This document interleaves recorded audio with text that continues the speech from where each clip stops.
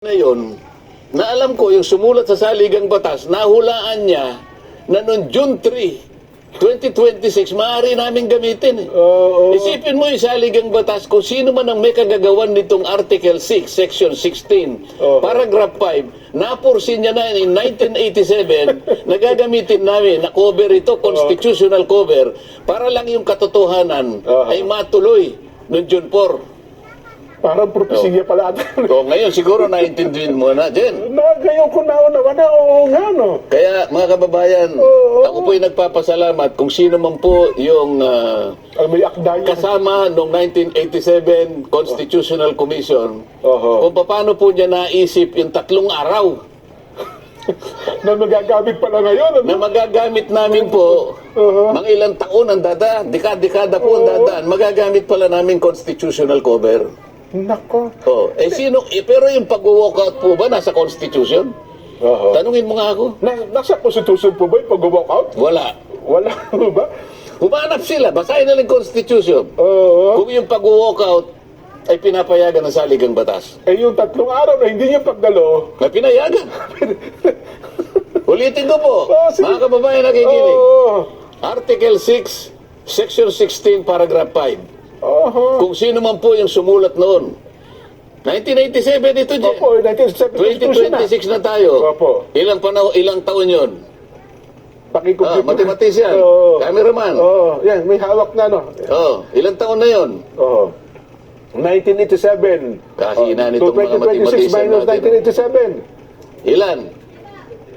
39 years na po. Tama ba? Isipin mo, sinong makapagsasabi na yung taong kinasangkapan ng tadhana 39 years ago, nakita niya na dahil sa pangangailangan na mabunyag ang katotohanan, pwede naming gamitin itong isinulat nila na bahaging ito ng saligang batas. Parang paunang ano ko yun, no? Parang ibinigay sa amin ito eh. Kasi ang sinasabi nila, Sen, dapat na po in-advise nyo ang lower, yung paano nyo, yung lower chamber. Basta ang sinasabi ko sa iyo, meron kaming constitutional cover. Ang sinabi niya, bawal sino man sa inyong dalawa nang hindi kayo nagko-consent sa isa't isa na magpasya kayong mag-adjourn ng more than 3 days. 3 days lang ginawa. 3 days lang ang ginawa namin eh.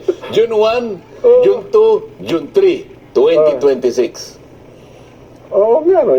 Baka hindi nila nabasa. Nabasa lang nila, abilino ko, decision. Yan ang alamin nyo. Pero yung sumulat nito o kinasangkapan ng tadhana na sulatin ang bahaging ito na saligang batas ay isang anghel.